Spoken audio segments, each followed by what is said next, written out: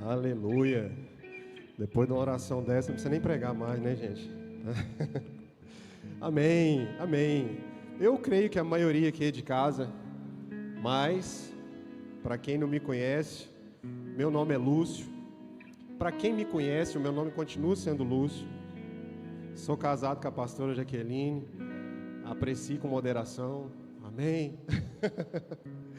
Irmãos, eu tenho aprendido uma coisa. Que no decorrer da nossa caminhada, a gente vai amadurecendo. E aí a gente já não sai de casa mais para esbravejar um sermão.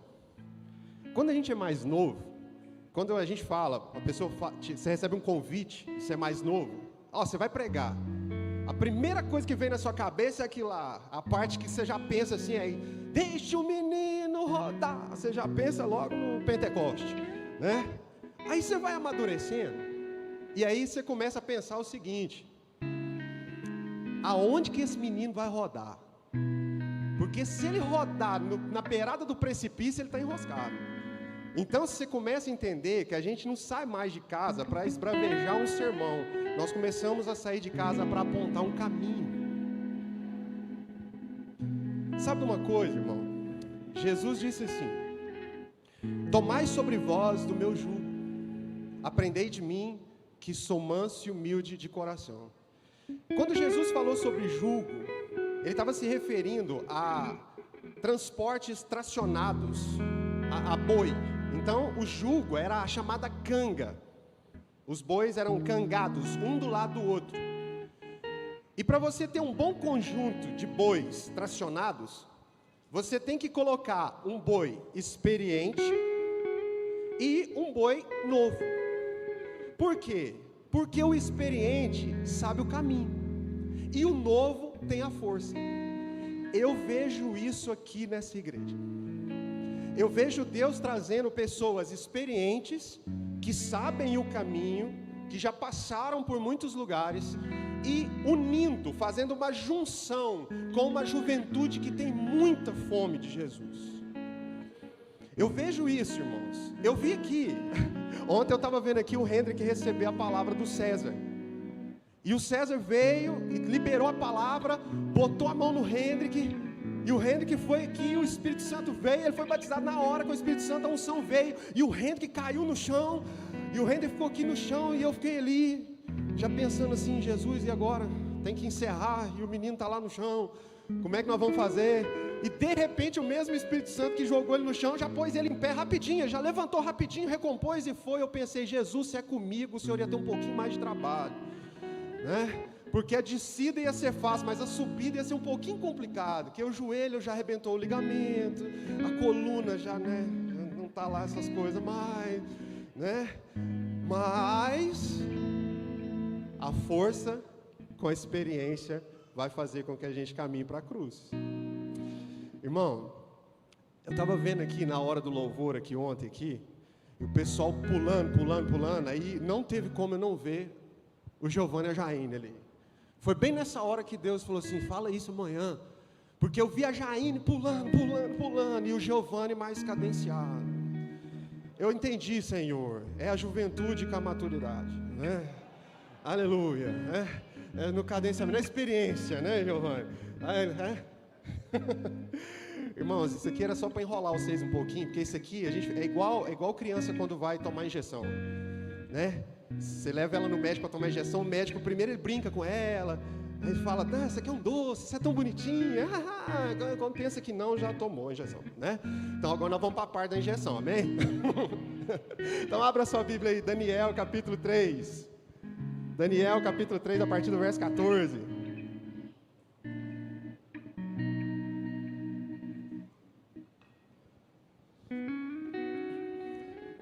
Daniel capítulo 3, a partir do verso 14. O tema dessa conferência é convictos. Então nós vamos falar sobre convicção. Daniel capítulo 3, a partir do verso 14. Diz assim: quem não achou vai achando depois aí, gente, que a conferência tem tempo, o tempo é rápido. Mas tem no telão também, olha só, tecnologia, coisa boa. Disse-lhes: Nabucodonosor, é de propósito, ó Sadraque, Mesaque e Abidnego, que vós não servis a meus deuses, nem adorais a estátua de ouro que levantei? Agora, quando ouvirdes o som da trombeta, do pífaro, da cítara, da harpa, do saltério, da gaita de foles e de toda sorte de música, estejais prontos para vos prostrardes e adorardes a estátua que fiz, pois isso será melhor para vós. Mas se não adorardes, sereis lançado na mesma hora na fornalha de fogo ardente. E quem é o Deus que vos poderá livrar das minhas mãos? Irmão, Nabucodonosor era rei na Babilônia, e ele resolveu construir uma estátua de adoração. Isso aqui é a síndrome do dono do mundo, é quem tem a síndrome do dono do mundo. E toma cuidado, viu? Deixa eu te falar uma coisa, você que entrou aqui essa tarde, está cheio de gente com a síndrome de dono do mundo, querendo levantar uma estátua de adoração para você se prostrar a ela. O mundo lá fora não é brincadeira. Quando eu digo lá fora, não é fora dessas quatro paredes. Quando eu digo lá fora, é fora da identidade que nós temos. Está cheio de Nabucodonosores levantando estátuas para que vocês se prostrem em adoração. E se você não tiver convicção daquilo que você carrega, se você não tiver convicção daquilo que você é em Cristo Jesus, eu sinto muito em te dizer, mas provavelmente você vai ser uma dessas pessoas que, sem perceber, vai se prostrar diante de estátuas levantadas pela Babilônia. Por que isso, pastor? Porque, querido, é de repente. Tem gente que acha que demora. Não. Vamos ler aí, ó, Daniel 3, vamos ler o versículo 7. Daniel 3, verso 7. Olha só. Portanto, no mesmo instante, repete comigo, no mesmo instante em que todos os povos ouviram o som da trombeta, do pífaro, da harpa, da cítara, do saltério e de toda sorte de música, prostraram-se todos os povos, nações e línguas, e adoraram a estátua de ouro que o rei Nabucodonosor tinha levantado. Então, querido, foi no mesmo instante, é de repente. Tem gente que acha que o diabo vai começar a ficar se mostrando devagarinho. Deixa eu te falar um negócio, querido. Às vezes a menina está aqui dentro e carente absurdo. Está carente, já tem uns 3 anos que ela quer namorar, ninguém quer, né? Aquela coisa, aquela luta. Ela vem para a igreja, e aí a colega dela entra aqui, ela já está 3 anos buscando um varão do Senhor para casar. A menina chega aqui, 1 semana, a colega dela já sai de mão dada, começa a namorar, fala, olha que inferno, um trem desse, né? De repente a menina casa, e ainda te convida para ser madrinha, que vai te dando um desespero. Aí você acha que o diabo vai começar a se mostrar para você devagarinho. Não vai não. Se você não tiver convicção de quem você é, quando você botar o pé lá fora, passa o menininho do Justin Bieber, do olho azul, diabo do olho azul, já mostra logo para você ali o caminho da perdição. Já fala assim, o que você está fazendo nesse lugar? Igreja não é para você, meu bem, o seu lugar é ao meu lado. Nós dois queimando direto para o inferno. Convicção, porque é de repente, irmão, é de repente. Na hora que tocou, na hora que o louvor tocou, o louvor lá do Nabucodonosor, o louvor de adoração à estátua, todos os povos se prostraram, menos quem? Menos 3 jovens, Sadraque, Mesaque e Abidnego. Porque na hora do de repente, quem tem convicção de quem é, não se prostra à estátua da Babilônia. Deixa eu dizer uma coisa para você, querido. O poder dos tiranos sempre encontra seu limite em pessoas fiéis a Deus. O limite da tirania, o limite do anticristianismo no mundo tem um limite. É até ele se esbarrar na fidelidade de quem é convicto de que é um filho de Deus. Porque quem é filho de Deus não se curva diante as adorações propostas. Os 3 jovens hebreus, eles eram uma nota dissonante. no meio dessa sinfonia de servilidade proposta por Nabucodonosor. Eles são intransigentes, eles são inconformistas. Romanos capítulo 12, verso 2, não vos conformeis com esse mundo, mas experimentais, sejam transformados pela renovação da mente, para que vocês depois experimentem a boa, perfeita e agradável vontade de Deus. Agora tem gente que confunde inconformado com rebelde. Entenda uma coisa, querido, você ser um inconformado, você não precisa ser um rebelde sem causa. Tem gente que tudo que você fala para ele é contra, você já viu? Tudo que você fala para o cara, ele é contra. Isso não é inconformado, isso é murmurador. Isso é murmurador. Tem gente que chega aqui, irmão, nós estamos aqui há 7 anos. Tem gente que chega aqui e fala assim, aumentou, né? Aumentou. Eu lembro, era pequenininho, né? Era só que, mas se fosse eu, não tinha pintado essas paredes de preto.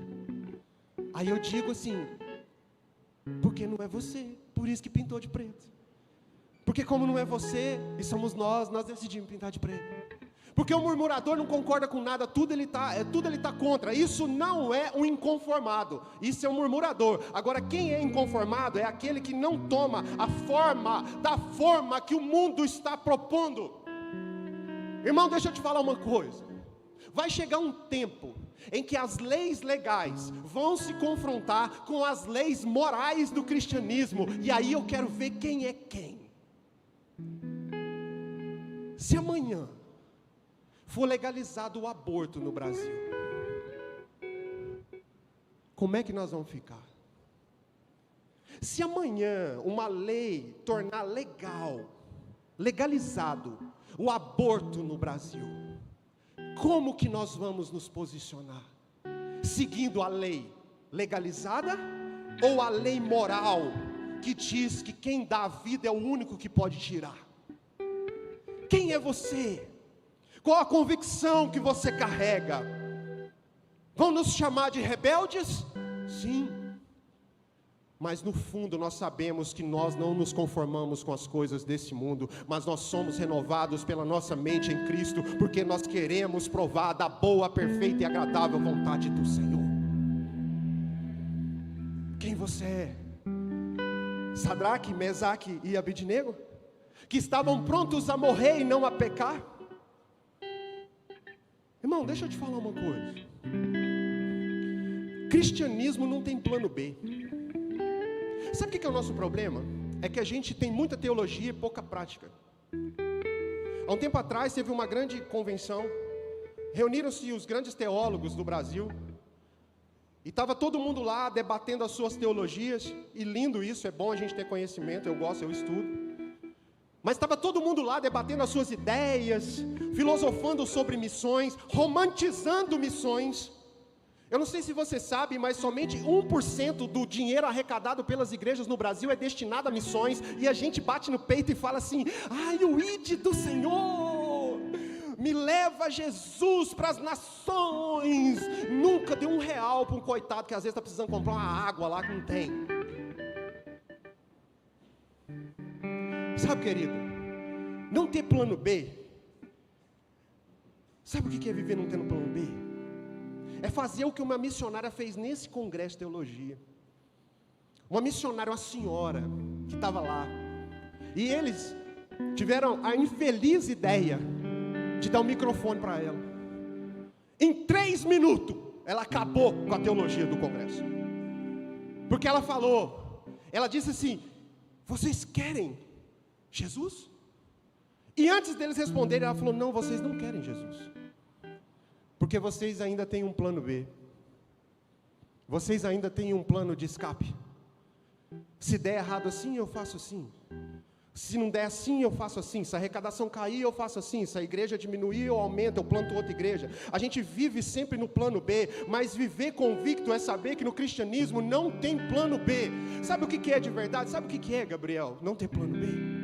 É a gente entrar para dentro do lugar aqui, fechar essas portas tudo aqui, e jogar a chave do lado de fora, E se esse lugar pegar fogo, a gente morre aqui dentro queimado. Porque Cristo não é diferente disso. Cristo é você entrar para dentro, fechar todas as portas, jogar a chave fora e dizer: se for para morrer, eu morro. Se tiver que sofrer, eu sofro. Se tiver que passar por alegria, eu passo. Mas eu não saio, porque eu não tenho um plano B. Eu sou convicto. Todos que estão passando aqui desde ontem estão chamando a atenção da gente para uma coisa: o que vai ser na segunda-feira? Quando as luzes se apagam, quando o microfone é desligado, quando todo mundo vai embora e as cadeiras aqui ficam vazias, quando cada um vai para a sua casa, quem somos nós lá na segunda-feira? Será que nós somos os mesmos, as mesmas mãos que levantaram aqui para adorar o Senhor, as mesmas mãos que ficaram erguidas aqui desde ontem, a mesma boca que declarou louvores, são as mesmas mãos segunda-feira no trabalho, é a mesma boca dentro de casa? Porque se não for, nós estamos nos curvando à estátua de Nabucodonosor. Mas o Senhor está vindo aqui hoje para dizer para nós: vocês precisam definitivamente ser convictos de quem vocês são. Porque a harpa vai tocar, a cítara também. Nabucodonosor vai continuar levantando as estátuas. E nós, vamos nos prostrar ou não? Ser convicto é saber dizer não, irmão. Ser convicto de Cristo é saber dizer não. Coloca para mim 1 Coríntios capítulo 10, verso 12. 1 Coríntios capítulo 10, verso 12. Aquele, pois, que cuida estar em pé, olhe que não caia. 13. Não veio sobre vós tentação senão humana, mas fiel é Deus, que não vos deixará tentar acima do que podeis. Antes, com a tentação dará também o escape, para que possais suportar. Toda tentação que vem sobre nós, junto com ela, já vem o Espírito Santo para te ajudar a suportar, para te ajudar a não se curvar. É dizer não para o sistema, é dizer não para aquilo que não é do Senhor. Ai, pastor, mas é muito difícil. Então tá bom. Quem aqui assistiu aquele filme chamado Carruagem de Fogo? Ai, talvez vocês não assistem nem filme. Você assistiu, aleluia, um intelectual no meio de tantos. Carruagem de Fogo, irmão, ganhou Oscar. Se você não assistiu, então grava esse nome aí e assiste depois. O que é esse filme? Esse filme conta a história de um homem chamado Eric Liddell. Eric Liddell. Quem foi Eric Liddell? Eric Liddell foi um homem que era um atleta, e ele representava o país de Gales, e ele era o número 1 nos 100 metros rasos, e ele foi para a final dos 100 metros rasos na Olimpíada. Só que eles mudaram o dia da corrida e colocaram a corrida no domingo. E segundo a crença cristã de Eric Liddell, na onde ele congregava, na igreja onde ele estava, no domingo, era o domingo que eles guardavam. Então ia contra os seus princípios. Sabe o que ele fez, irmão? Ele disse: não vou correr. Sabe quem que foi falar com ele pessoalmente? O príncipe de Gales. E falou: vou falar com a minha linguagem para vocês entenderem. Você ficou doido? Você é o número 1. É a final das Olimpíadas, você representa o nosso país. Ele olhou para o príncipe: isso é eu. Ele falou: sinto muito, querido, mas eu sou convicto de que eu não quebro os meus princípios com meu Deus. E ele não correu. Só que na terça-feira, ele tinha se classificado para correr os 400 metros. Uma prova que ele nunca tinha nem conseguido um tempo bom para ficar entre os 8 primeiros. E ele disse: mas eu vou correr os 400 metros. E o príncipe olhou para ele e falou: eu sei o que você está fazendo. Você vai nos envergonhar, porque você tem condição de ganhar os 100 metros. Você vai correr os 400? E ele falou assim: o meu Deus é capaz de fazer aquilo que você não acredita. E ele correu os 400 metros. E sabe o que aconteceu? Ele venceu. Sabe, querido, a gente precisa entender quem nós somos. Quem aqui conhece o Kaká, jogador de futebol? Ah, agora todo mundo conhece, né? Kaká, principalmente as meninas, né? Todo mundo, Kaká, né? O Kaká, jogador de futebol.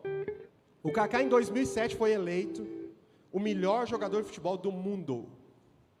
Em 2009 o Kaká fez a maior transação financeira. Ele foi vendido para o Real Madrid. Foi o maior valor pago para um jogador em 2009. Kaká foi para o Real Madrid em 2009. Em 2010 ele jogou a Copa do Mundo. Terminando a Copa do Mundo ele lesionou o joelho. E aí o Kaká então teve que ficar 6 meses parado, se recuperando. E nesses 6 meses que ele ficou parado, ele perdeu a forma. E nos próximos 4 anos seguintes, o Kaká caiu de desempenho. E ele começou a ser muito criticado. Os jornais colocavam todos os dias: Kaká, sai do Real Madrid. Kaká, vai embora. Kaká, você acabou. Você não joga mais. E ele entrou em crise. Ele falou assim: eu saí de 2007 como o melhor jogador do mundo, para entrar a partir de 2010 considerada a pior contratação do Real Madrid. E ele falou, e eu em crise fui orar. Ele falou, e aí eu descobri que eu não era nem o melhor jogador de 2007 e nem a pior contratação a partir de 2010. Eu descobri que eu era um filho de Deus e que a minha performance pouco importava para aquilo que Deus pensa a respeito de mim. Convicto. Quem é você? Você não é a sua pior versão. E você também não é a sua melhor versão. Você não é as vaias que eles jogam para cima de você. E você também não é os aplausos que eles dispendiam para você quando você faz alguma coisa. Você precisa ser convicto de que você é um filho de Deus e a tua performance pouco importa. Você é um filho do Senhor. Seja convicto, irmão. Seja convicto. A Bíblia está cheio de pessoas convictas e que disseram não. José do Egito, o tempo voa, nós já estamos encerrando. José do Egito, irmão, pensa aqui. O menino foi vendido como escravo, foi morar na casa do Potifar. A Bíblia diz que ele era bonito, porque quando a Bíblia fala que ele era formoso é porque ele era bonito. Eu creio que a maioria dos meninos aqui não ganharia esse adjetivo na Bíblia, né? De ser formoso, né? No máximo ia colocar que vocês têm um semblante caído, porque Deus é educado até para chamar a gente de feio, né? Mas o menino era bonito. E a mulher do Potifar cresceu o olho para cima dele. Pensou, mas que menino bonito, hein? O Potifar já devia ser mais acabadinho, né? Muito problema para cuidar das coisas do Egito, né? Ela olhou e falou, esse negócio aqui é bonito, hein? Vou querer. E partiu para cima do José. Gente, o menino estava lá. Deixa eu te falar uma coisa. Ninguém nem ia saber. E outra coisa, era normal os escravos terem relações sexuais com as suas patroas, seus donos.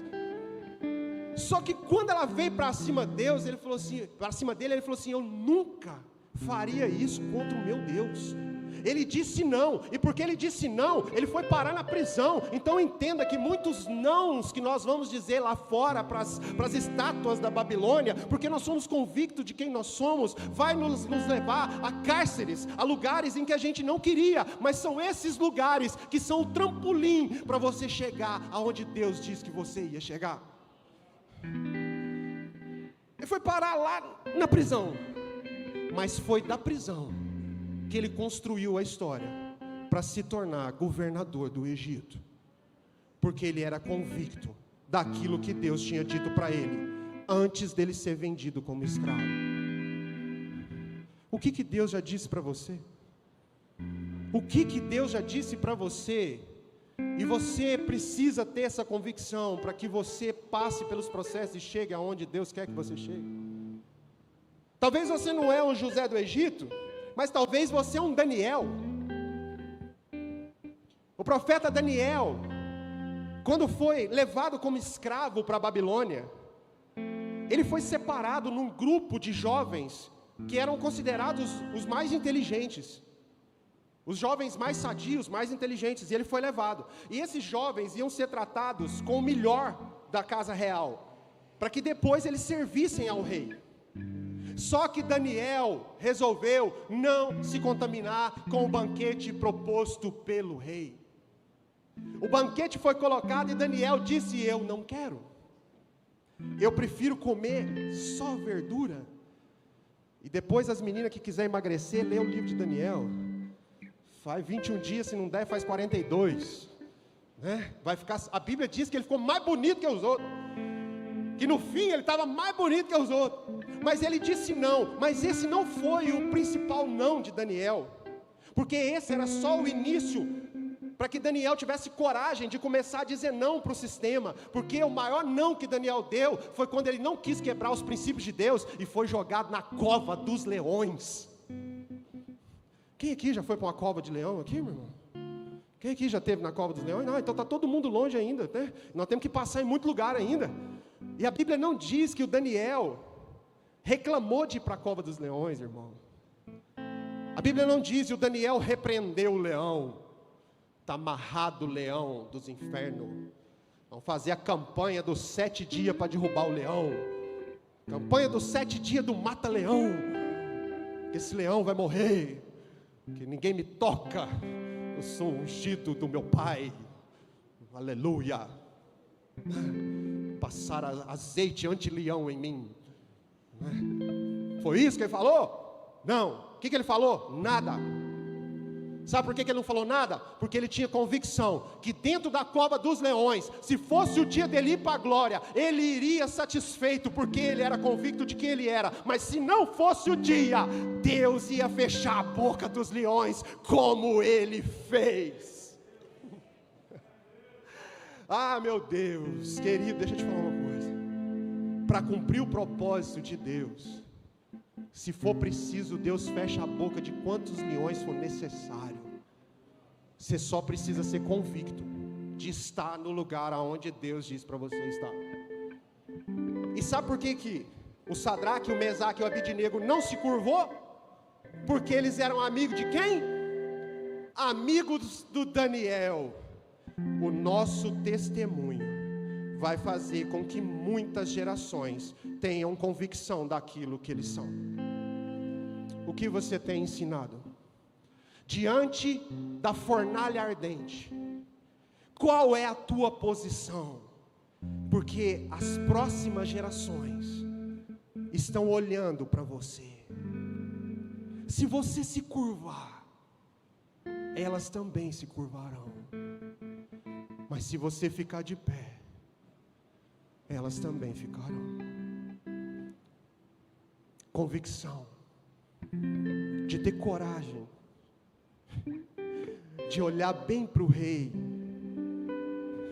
e sinceridade. Irmão, aprenda uma coisa: a nossa fé tem que ser uma fé sem arrogância.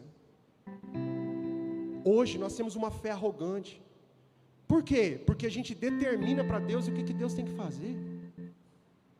Deus, eu determino. O que você não determina nada, cara? Você não lava nem a louça da sua casa, não arruma nem a cama. Eu vejo uns meninos que chegam aqui e falam: pastor, meu sonho é servir lá na China.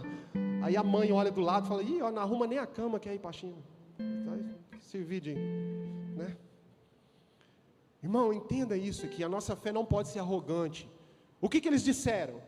Eles falaram assim: ô rei, se o meu Deus quiser me livrar dessa fornalha, Ele vai nos livrar.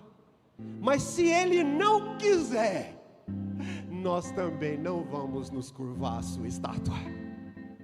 Se Deus quiser, querido, Ele pode te livrar de quantas fornalhas for preciso. Mas se Ele não quiser, essa geração precisa ter a convicção de que nós precisamos declarar aos Nabucodonosor e às suas estátuas lá fora, que nós não nos curvaremos. Porque nós somos convictos daquilo que nós carregamos. E aí sabe o que aconteceu com eles? Aí eles foram para a campanha do Deus me livra da fornalha. Só que aí Deus não livrou eles da fornalha. Sabe o que aconteceu? Eles foram amarrados e jogados dentro da fornalha.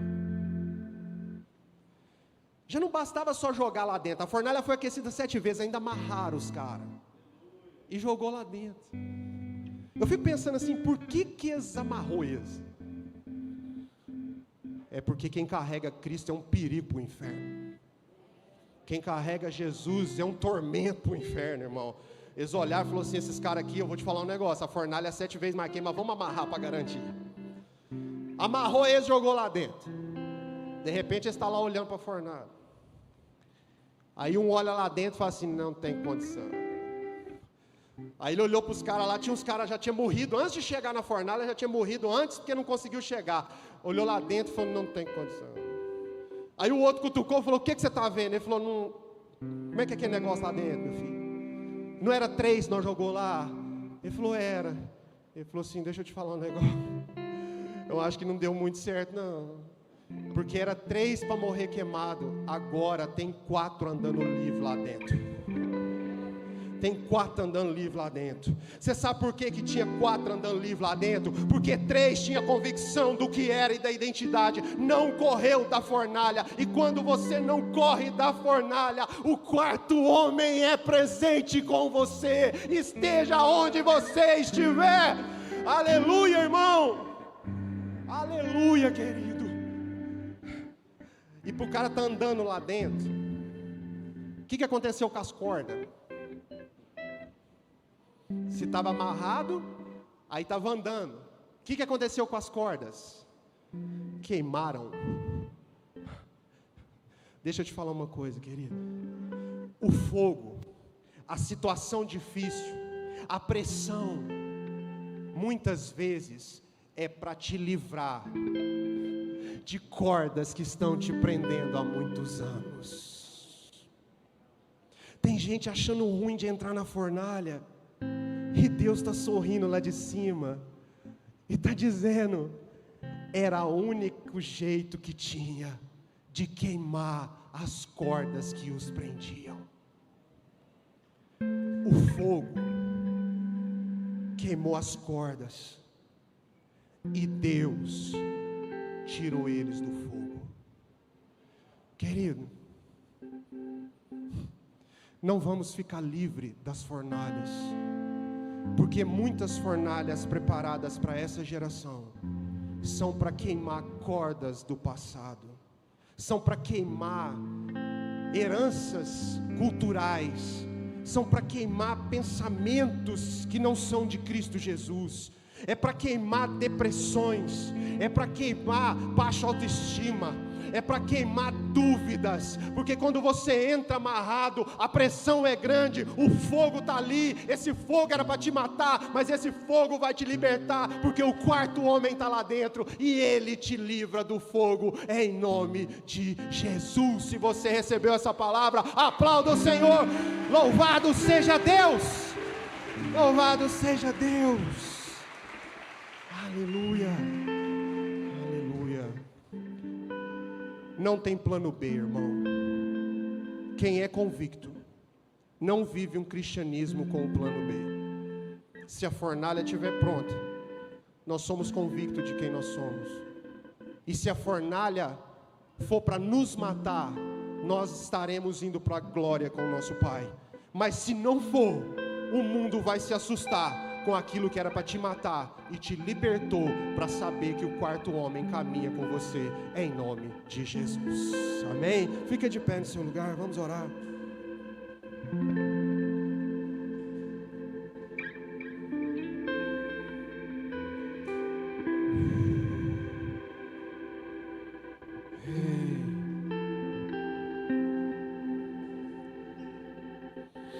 Muitos homens, querido de Deus, tiveram suas fornalhas propostas, mas não perderam as suas convicções. Abraão teve uma fornalha preparada para ele. Abraão foi intimado por Deus a entregar o seu único filho, Isaque. Abraão não fugiu da fornalha. Abraão pegou Isaque, levou para o Monte Moriá, e ele disse: Deus proverá o sacrifício. Deus proverá o sacrifício, irmão. Seja convicto de quem você é. Quem você é em Cristo Jesus. Se você tem a resposta dentro de você, e essa resposta é: eu sou cristão, eu sou um pequeno Cristo, eu sou filho do Deus Altíssimo, então você não vai se curvar a nenhuma estátua de Nabucodonosor, em nome de Jesus. Amém. Gabriel.